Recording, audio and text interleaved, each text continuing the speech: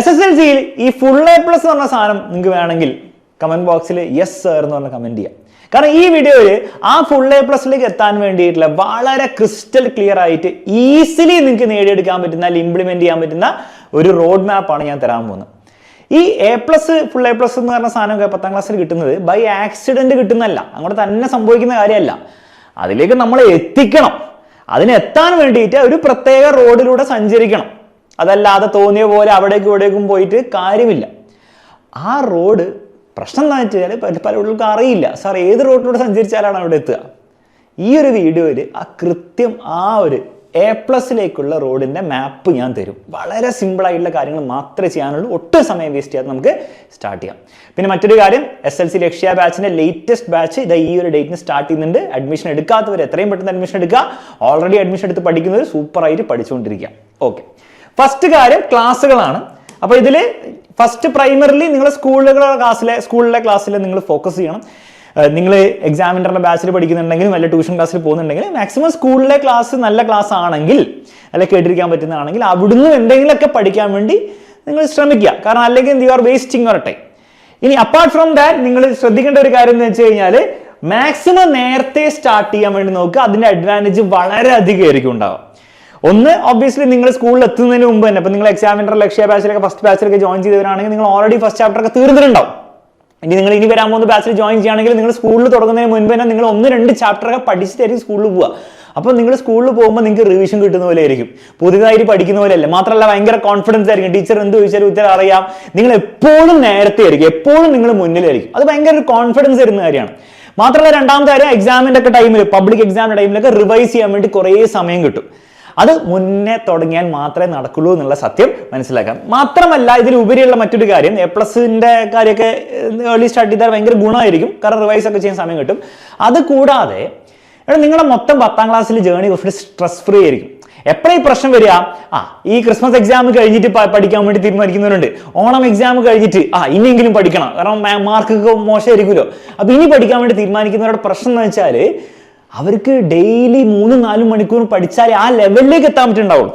ഒരു ആവറേജ് പഠിക്കുന്ന കുട്ടിയുടെ കാര്യമായിട്ടോ പറയുന്നത്. ഭയങ്കര ബുദ്ധിമുട്ടുള്ളവർക്ക് ചിലപ്പം അതിൽ കുറവ് മതിയായിരിക്കും. പക്ഷെ ഒരു ആവറേജ് പഠിക്കുന്ന കുട്ടിക്ക് ആ A+ലേക്ക് പിന്നീട് എത്തണമെങ്കിൽ ഇത്രയും ടൈമും എഫേർട്ടും വേണ്ടി വരും. അത് ഭയങ്കര സ്ട്രെസ് ഉണ്ടാക്കുന്ന ഒരു കാര്യമാണ്.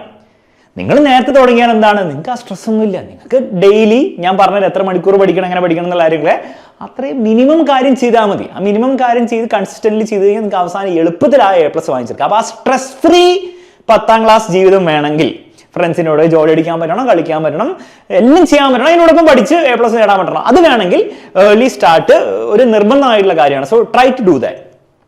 ഓക്കെ, സ്കൂൾ തുടങ്ങുന്നതിന് മുമ്പ് ഞാൻ ഉദ്ദേശിച്ചു കേട്ടോ. രണ്ടാമത്തെ കാര്യം നിങ്ങൾ ശ്രദ്ധിക്കേണ്ടത്, നിങ്ങളുടെ ഏത് ക്ലാസ്സസ് ആണ് നിങ്ങൾ കാണുന്നെങ്കിലും അത് കുഴപ്പമില്ല, കോൺസെപ്റ്റ് ഓറിയന്റഡ് ക്ലാസ് ആയിരിക്കണം. വെറുതെ ട്രിക്കുകളിലൂടെ ചാപ്റ്റർ മൊത്തം പഠിപ്പിക്കുന്ന രീതിയിലോ അല്ലെങ്കിൽ ഇത് ചോദ്യങ്ങൾ മാത്രം പഠിച്ചാൽ മതി അതേ വരുള്ളൂ, ആ രീതിയിൽ പോയാൽ പണി കിട്ടും വേറെ ലെവലിൽ.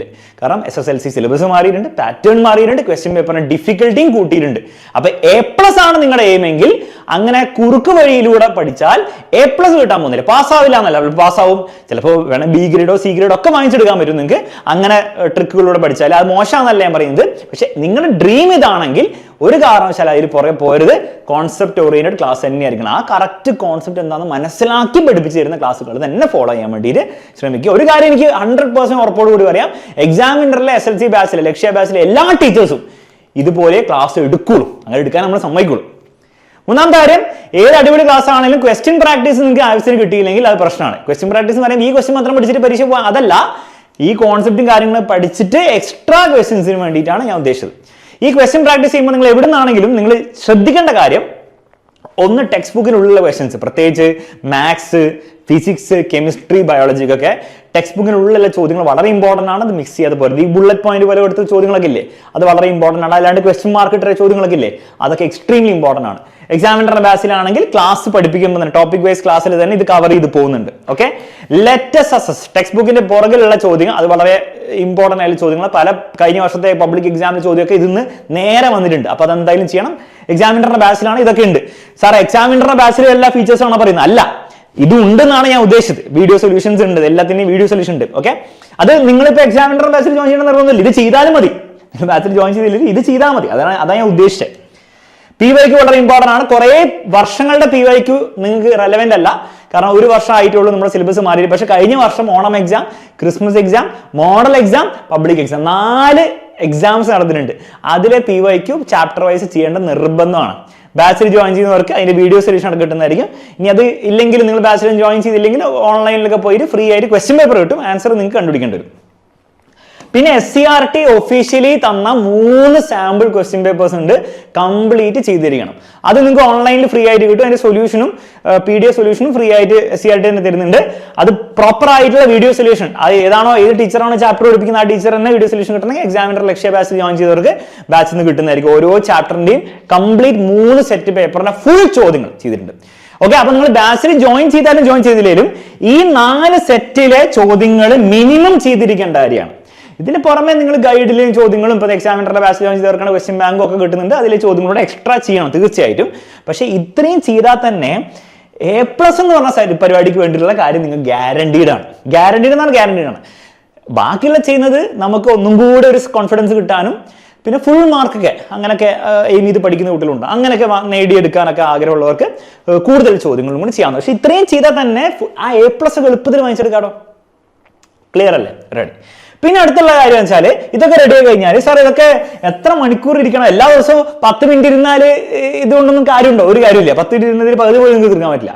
ഒരു മിനിമം ടൈം വേണം. മിനിമം ഒരു 1.5 മണിക്കൂറൊക്കെ ചെയ്താൽ റിയലിസ്റ്റിക്കലി ഇതെല്ലാം ചെയ്ത് തീർക്കാൻ പറ്റുള്ളൂ. അപ്പം മൊത്തത്തിലാണ് ഞാൻ ഉദ്ദേശിച്ചത് 1.5 മണിക്കൂറെങ്കിലും ഡെയിലി നിങ്ങൾ പഠിക്കാൻ റെഡി ആവണം. എന്നാലേ ആ A+ ഒക്കെ വാങ്ങിച്ചെടുക്കാൻ പറ്റും. അല്ലാണ്ട് ഇപ്പോൾ എന്താണ് 10 മിനിറ്റ് പഠിച്ചിട്ടോ അരമണിക്കൂർ പഠിച്ചിട്ടോ A+ വാങ്ങിച്ചു പോസിബിൾ അല്ല. ഓക്കെ, അങ്ങനത്തെ കുട്ടിക്ക് ഡിസേർവ് ചെയ്യുന്നുണ്ടോ A+? അല്ലെ, അരമണിക്കൂർ മാത്രം പഠിച്ച കുട്ടിക്ക് A+ കിട്ടുകയും 2 മണിക്കൂർ കഷ്ടപ്പെട്ട് പഠിച്ചാൽ ഡെയിലി പഠിക്കുന്ന കുട്ടിക്ക് A+ കിട്ടാവുകയും അങ്ങനത്തെ ഒരു ലോകത്താണോ നിങ്ങൾക്ക് ജീവിക്കേണ്ടത്? എനിക്ക് എന്തായാലും അങ്ങനെയല്ല ജീവിക്കേണ്ടത്. ഓക്കെ, എന്ന് മാത്രമല്ല റിയൽ ലോകം അങ്ങനെയല്ല. ഓക്കെ, അപ്പം 1.5 മണിക്കൂറെങ്കിലും എത്താൻ വേണ്ടി നോക്കുക. ഇനീഷ്യലി അങ്ങനത്തെ ഒരു പഠനശീലം ഇല്ലെങ്കിൽ മെല്ലെ കൂട്ടാൻ വേണ്ടി നോക്കുക. ഡെയിലി ഒരു 20 മിനിറ്റ്സ് സ്റ്റാർട്ട് ചെയ്യുക, മെല്ലെ 30 മിനിറ്റ്സിലേക്ക് ആക്കുക. അങ്ങനെ കൂട്ടി ഇവൻച്വലി ഒരു 1 മന്തിലെങ്കിലും നിങ്ങൾ ആ 1.5 ഹവേഴ്സിലേക്ക് എത്തിയാൽ പിന്നെ നിങ്ങൾ ഈ പരീക്ഷ പബ്ലിക് എക്സാം വരെ 1.5 ഹവേഴ്സ് പഠിച്ചാൽ മതി. എക്സാമിന്റെ ദിവസങ്ങളിലൊക്കെ നമ്മൾ കുറച്ചുകൂടി പഠിക്കും ഒബ്വിയസ്ലി. പക്ഷെ ഞാൻ പറയണം, അല്ലാത്ത പക്ഷം നിങ്ങൾ ഭയങ്കര സ്ട്രെസ് അടിക്കേണ്ട ആവശ്യമില്ല. എല്ലാ ദിവസവും അങ്ങനെ പഠിച്ചാൽ മതി. മനസ്സിലായി? പിന്നെ ഇതിന് മാറ്റർ ചെയ്യാൻ കൂടുതൽ കൺസിസ്റ്റൻസി ആണെന്നുള്ള കാര്യം മനസ്സിലാക്കാം. 1.5 മണിക്കൂർ എല്ലാ ദിവസവും പഠിക്കുന്ന ഒരു കുട്ടിയായിരിക്കും പെട്ടെന്ന് മോട്ടിവേഷൻ എല്ലാം വന്നിട്ട് ഇന്ന് ഞാൻ 10 മണിക്കൂർ ഇരുന്ന് പഠിക്കാവുന്ന കുട്ടീനെക്കാളും അവസാനം റിസൾട്ട് ഉണ്ടാക്കാൻ പോകുന്നത്. അപ്പൊ consistency is more important than intensity. അപ്പൊ ഭയങ്കര ഇങ്ങനെ ഒന്നും വേണ്ട. സമാധാനമായിട്ട് എല്ലാ ദിവസവും ചെയ്യേണ്ട പണി അങ്ങോട്ട് ചെയ്താൽ മതി. ഇതിൽ ബുദ്ധിമുട്ടുള്ള ദിവസങ്ങൾ വരും, പഠിക്കാൻ പറ്റാത്ത ദിവസങ്ങളൊക്കെ വരും. അപ്പൊ അതൊക്കെ കണ്ടിട്ടാണ് ഈ 1.5 മണിക്കൂർ എന്ന് പറയുന്നത് അല്ലേ. ചില ദിവസങ്ങളിൽ നിങ്ങൾക്ക് കല്യാണത്തിന് പോകേണ്ടി വരും, ചില ദിവസങ്ങൾ അസുഖം വരും, എവിടെയും ട്രാവൽ ചെയ്യേണ്ടി വരും, ചിലപ്പോൾ പഠിക്കാൻ തീരെ മൂടില്ലാത്ത ദിവസങ്ങളൊക്കെ വരും. അപ്പൊ പഠിക്കാൻ തീരെ മൂടില്ലാത്ത ദിവസം പഠിക്കണ്ടെന്ന്. പക്ഷെ അതിന് നിങ്ങൾ കൺസിസ്റ്റൻസി വേണം. ബാക്കിയുള്ള ഒരു ദിവസങ്ങളൊക്കെ കൺസിസ്റ്റൻ്റ് പഠിച്ച കുട്ടിക്ക് അതിനുള്ള ഫ്രീഡം ഉണ്ടാവുള്ളൂ. സോ കൺസിസ്റ്റൻസിയിൽ ചെയ്യുന്ന കുട്ടിക്ക് ഭയങ്കര ഫ്രീഡം ആയിരിക്കും. എനിക്ക് പഠിക്കാമെന്നില്ല, ഞാൻ പഠിക്കുന്നില്ല, പക്ഷെ നാളെ മുതൽ വീണ്ടും ഞാൻ ട്രാക്കിലായിരിക്കണം എന്നുള്ള ബോധം ഉണ്ടായാൽ മതി. ലാസ്റ്റ് കാര്യമാണ് ഏറ്റവും ഇമ്പോർട്ടൻറ്റ് കാര്യം, പല കുട്ടികളും ഇഗ്നോർ ചെയ്യുന്ന കാര്യമാണ്. അതായത് വളരെ അടിപൊളിയായിട്ട് പഠിച്ച് ചോദ്യങ്ങളൊക്കെ ചെയ്ത് സെറ്റ് ആകുന്നു, 1.5 മണിക്കൂർ 2 മണിക്കൂർ ഒക്കെ പഠിക്കുന്നു, ഒക്കെ ഭയങ്കര ഭീകരമായിട്ട് ചെയ്യുന്നു, എന്നിട്ടും A+ കിട്ടുന്നില്ല, എന്നിട്ടും പരീക്ഷയിൽ മാർക്ക് കിട്ടുന്നില്ല. ഇങ്ങനത്തെ അവസ്ഥ കുറേ കുട്ടികൾക്ക് വരാറുണ്ട്. ഏറ്റവും വലിയ ഇഷ്യൂ എന്താണ്? അവർ പ്രോപ്പറായിട്ട് എന്ത് ചെയ്യുന്നില്ല? അവർ പ്രോപ്പറായിട്ട് റിവിഷൻ ചെയ്യുന്നില്ല. അതാണ് അതിലെ പ്രശ്നം. ഈ എഴുത്തിപ്പം മായും, പക്ഷെ കുഴപ്പമില്ല. സാർ റിവിഷൻ അല്ലേ അത്? എക്സാം ടൈമിൽ റിവിഷൻ അല്ല ഞാൻ ഉദ്ദേശിക്കുക. എക്സാം ടൈമിൽ നിങ്ങൾ റിവിഷൻ അല്ല ചെയ്യുന്നത്. എക്സാം ടൈമിൽ നിങ്ങൾ എന്താ ചെയ്യുന്നത്? നിങ്ങൾ ക്വസ്റ്റ്യൻസ് ഒക്കെ ഒന്നും കൂടി നോക്കുന്നു അല്ലേ, എല്ലാം ഒന്ന് റീക്യാപ്പാണ് ചെയ്യുന്നത്. പഠിച്ച കാര്യങ്ങൾ റീക്യാപ്പാണ് ചെയ്യുന്നത്. റിവിഷൻ എന്ന് പറഞ്ഞാൽ എന്താണ്? നിങ്ങളത് റെഗുലർലി ചെയ്യേണ്ട കാര്യമാണ്. അതല്ലാണ്ട് ഒരു ചാപ്റ്റർ ഞാൻ ഇന്ന് പഠിച്ചു, ചോദ്യങ്ങൾ ചെയ്തു, ഇനി ഞാൻ പരീക്ഷയുടെ സമയത്ത് നോക്കാം, അത് റിവിഷൻ അല്ല. അപ്പം എന്താ സംഭവിക്കാൻ ഞാൻ പറഞ്ഞത്? പ്രാക്ടിക്കലി നിങ്ങൾ ചാപ്റ്റർ എല്ലാം അടിപൊളിയായിട്ട് പഠിച്ചിട്ടുണ്ടാവും, ഇതൊക്കെ ചെയ്തിട്ടുണ്ടാവും, പരീക്ഷ ആകുമ്പോഴത്തേക്ക് എല്ലാം മറന്നു. നിങ്ങൾ വീണ്ടും ചാപ്റ്റർ ടെക്സ്റ്റ് ബുക്ക് എടുത്ത് പോകുമ്പോൾ അല്ലെങ്കിൽ നോട്ട്സ് എടുത്ത് പോകുമ്പോൾ ഇതെന്തത് പുതിയ സാധനം പോലെ തോന്നും. ഞാനൊരു പഠിച്ചിട്ടില്ല, ഇതൊരു കണ്ടില്ല പോലെ തോന്നുന്നല്ല, ആക്ച്വലി അങ്ങനെ തന്നെ ആയിരിക്കും. കാരണം എല്ലാം മറന്നു പോയിട്ടുണ്ടാവും. അത് സംഭവിക്കാതിരിക്കാൻ വേണ്ടിയിട്ട് സിമ്പിൾ ടെക്നീക്കാണ്. It's called spaced repetition. ഇത്രയേ ഉള്ളൂ. ഒരു ചാപ്റ്റർ ഒരു ടോപ്പിക്കോ നിങ്ങൾ ഇന്ന് പഠിച്ചു കഴിഞ്ഞാൽ ഒരു 3-4 ഡേയ്സിനുള്ളിൽ ഒന്നും കൂടി അത് റിവൈസ് ചെയ്യുക. ആ റിവൈസ് ചെയ്യാൻ വേണ്ടി പഠിച്ചത്ര സമയം എടുക്കില്ല. നിങ്ങൾ പഠിക്കാൻ വേണ്ടി 1 മണിക്കൂർ എടുത്തെങ്കിൽ നിങ്ങൾ വീണ്ടും റിവൈസ് ചെയ്യാൻ വേണ്ടി 20 to 30 മിനിറ്റ്സ് മാക്സിമം എടുക്കാൻ പോകുന്നത് ഫസ്റ്റ് ടൈം റിവിഷൻ ചെയ്യുമ്പോൾ. കുറച്ച് കാര്യങ്ങൾ മറന്നു വരുന്നുണ്ടാവും. നിങ്ങളൊരു 5 ഡേയ്സും കൂടെ കഴിഞ്ഞ് ഒരു 3 ഡേയ്സ് കഴിഞ്ഞിട്ട് ഫസ്റ്റ് റിവിഷൻ ചെയ്താൽ പിന്നെ വീണ്ടും ഒരു 5 ഡേയ്സ് കഴിഞ്ഞിട്ട് അല്ല ഒരാഴ്ച കഴിഞ്ഞിട്ട് അടുത്ത റിവിഷൻ ചെയ്യാം. അതേ സാധനം തന്നെ. അത് ചെയ്യുമ്പോൾ നിങ്ങൾക്ക് 20 മിനിറ്റ്സ് പോലെ എടുക്കില്ല, ഒരു 15 മിനിറ്റ് കൊടുക്കുള്ളൂ. പിന്നെ നിങ്ങൾ എന്ത് ചെയ്യുക, ഒരു 10 ദിവസം കഴിയുമ്പോൾ ഒരു ഫസ്റ്റ് ഒരു 3 ഡേയ്സ് കഴിഞ്ഞിട്ട് പിന്നെ ഒരു 5 ഡേയ്സ് കഴിഞ്ഞിട്ട് 3 ഡേയ്സ് കഴിഞ്ഞിട്ടുള്ള 5 ഡേയ്സ് കഴിഞ്ഞിട്ട് പിന്നെ ഒരു 7 ഡേയ്സോ അല്ലെ 10 ഡേയ്സോ കഴിഞ്ഞിട്ട്, അത് ഓരോ ആൾക്കാർക്ക് ഓരോ പോലെ, അങ്ങനെ കറക്റ്റ് ഇതൊന്നുമില്ല. 10 ഡേയ്സ് കഴിഞ്ഞിട്ട് വീണ്ടും റിവൈസ് ചെയ്യാം. അപ്പോൾ ചിലപ്പോൾ ഒരു 15 മിനിറ്റോ അല്ലെങ്കിൽ 10 മിനിറ്റോ എടുക്കണ്ടാവുള്ളൂ, ചിലപ്പോൾ അതിലും കുറവ് എടുക്കണ്ടാവുള്ളൂ. ഈ കാര്യം ചെയ്താൽ ഓണം എക്സാം ആയിക്കോട്ടെ, ക്രിസ്മസ് എക്സാം ആയിക്കോട്ടെ, പബ്ലിക് എക്സാം ആയിക്കോട്ടെ, നിങ്ങൾ അടിച്ച ഒരു ഒറ്റ കാര്യം പോലും നിങ്ങൾ മറക്കില്ല. അതിന് ഇതേ സൊല്യൂഷൻ ഉണ്ട്. അല്ലാണ്ട് മെമ്മറി കൂട്ടാനോ അങ്ങനത്തെ പരിപാടികളോ ഒന്നും ഇല്ല എന്നുള്ള സത്യം മനസ്സിലാക്കാം. ഇതിൻ്റെ സത്യം സ്പേസ്ഡ് റിപ്പീറ്റേഷൻ, സ്പേസ് ചെയ്ത് അത് വീണ്ടും ചെയ്തുകൊണ്ടിരിക്കുക. ഇത് ചെയ്യാൻ സമയമില്ല എന്ന് ഒരിക്കലും പറയരുത്. ഇതെല്ലാം കൂടെ ചേർത്തിട്ടാണ് ഈ 1.5 hours ഞാൻ പറഞ്ഞത്. ഒക്കെ സമയം നിങ്ങൾക്ക് ഉണ്ടാവും. നേരത്തെ തുടങ്ങി കൺസിസ്റ്റൻ്റ് ആയിട്ട് ചെയ്താൽ മാത്രം. അവസാനത്തെ എക്സാമിൻ്റെ സമയത്തൊന്നും ഇതൊന്നും വർക്കാവാൻ പോകുന്നില്ല എന്നുള്ള സത്യമുണ്ട്. ഇതുകൂടാതെ പഠിക്കുന്ന സമയത്ത് നിങ്ങൾക്ക് ഒരു പരിപാടി ചെയ്യാൻ പറ്റുന്നതിൻ്റെ പേരാണ് ഇന്റർലീവിങ്. അതായത് നിങ്ങൾ പഠിക്കുന്ന സമയത്ത് ഇപ്പോൾ 1.5 മണിക്കൂർ നിങ്ങൾ പഠിക്കുകയാണെങ്കിൽ ആ 1.5 മണിക്കൂർ മുഴുവൻ ഞാൻ മാത്സിലെ ഈ ചാപ്റ്ററിലെ ഫുള്ള് ഞാൻ പഠിക്കാം. എന്നിട്ട് ആ ചാപ്റ്റർ ഇങ്ങനെ തുടങ്ങി ഫുള്ള് പഠിക്കുന്നതിന് പകരം ആ 1.5 മണിക്കൂർ ഡിവൈഡ് ചെയ്യുക. ഒരു അരമണിക്കൂർ ഞാൻ മാത്സ് പഠിക്കുന്നു, അല്ലെങ്കിൽ 3/4 മണിക്കൂർ ഞാൻ മാത്സ് പഠിക്കുന്നു, ഒരു 20 മിനിറ്റ് ഞാൻ ഫിസിക്സിൽ ഇന്ന ചാപ്റ്റർ പഠിക്കുന്നു, 20 മിനിറ്റ് ഞാൻ ബയോളജി പഠിക്കുന്നു. അങ്ങനെ മിക്സ് ആൻഡ് മാച്ച് ചെയ്യാം. അങ്ങനെ മിക്സ് ആൻഡ് മാച്ച് ചെയ്താൽ നിങ്ങൾ കുറച്ചും കൂടി എന്ത് ചെയ്യും, ഈ പഠിക്കുന്ന കാര്യങ്ങൾ ഓർമ്മയുണ്ടാവും. അതല്ലാതെ ഒറ്റ സാധനം തന്നെ ഇങ്ങനെ ഫുൾ ഇങ്ങനെ പഠിച്ചുകൊണ്ടിരുന്നാൽ അത്ര അങ്ങോട്ട് വർക്ക് ചെയ്യില്ല. ഇനി നിങ്ങൾ മാത്സ് തന്നെ സാറല്ല ഇന്നെങ്കിൽ മാത്സ് പഠിച്ചേ പറ്റുള്ളൂ, മാത്സ് പഠിച്ചാൽ അങ്ങനെ എനിക്ക് പറ്റുള്ളൂ, അല്ലാണ്ട് ഇങ്ങനെ ഓരോ ദിവസവും ഇങ്ങനെ മാറി മാറി ഒന്നും പഠിക്കാൻ എനിക്ക് പറ്റില്ല. അപ്പോൾ കുഴപ്പമില്ല, നിങ്ങൾ മാത്സ് ഫുള്ള് പഠിച്ചോ. പക്ഷെ മാത്സ് ഫുള്ള് പഠിക്കുന്ന സമയത്ത് നിങ്ങൾ എന്ത് ചെയ്യരുത്, നിങ്ങൾ ഒരു ടോപ്പിക് ഇങ്ങനെ ഫുള്ള് പഠിച്ച് അതിലെ ചോദ്യങ്ങൾ ഫുള്ള് ചെയ്തിട്ട് മുന്നോട്ട് പോകണമെന്നില്ല. ഒരു ടോപ്പിക്കിൽ തിയറിയും കാര്യങ്ങൾ പഠിച്ച് 1-2 ചോദ്യം ചെയ്യാം. എന്നിട്ട് അടുത്ത ടോപ്പിക്കിലേക്ക് പോവുക, ചോദ്യങ്ങൾ ചെയ്യാം. കുറച്ച് ചോദ്യങ്ങൾ ചെയ്യുക, കുറേ ചെയ്യരുത്. അടുത്ത ടോപ്പിക്കിൽ കുറച്ച് ചോദ്യങ്ങൾ ചെയ്യും. എന്നിട്ട് ഈ 3-4 ടോപ്പിക് കഴിഞ്ഞിട്ട് തിരിച്ച് ഫസ്റ്റ് ടോപ്പിക്കിൽ വന്നിട്ട് അതിലെ ചോദ്യങ്ങൾ മാത്രം ചെയ്യാം. രണ്ടാമത്തെ ടോപ്പിക്കിൽ ചോദ്യങ്ങൾ മാത്രം ചെയ്യാം. ഈ ഇന്റർലീവിംഗ് എന്ന് പറഞ്ഞ മെത്തേഡ് ഭയങ്കര യൂസ്ഫുൾ ആണ്. പ്രാക്ടിക്കലി ഇംപ്ലിമെന്റ് ചെയ്യാൻ അത്ര എളുപ്പമല്ല, പറ്റുമെങ്കിൽ അതൊന്ന് ചെയ്യാൻ വേണ്ടി നോക്കുക. ദിസ് ഈസ് ഓപ്ഷണൽ, പക്ഷെ ദിസ് ഈസ് നോട്ട് ഓപ്ഷണൽ.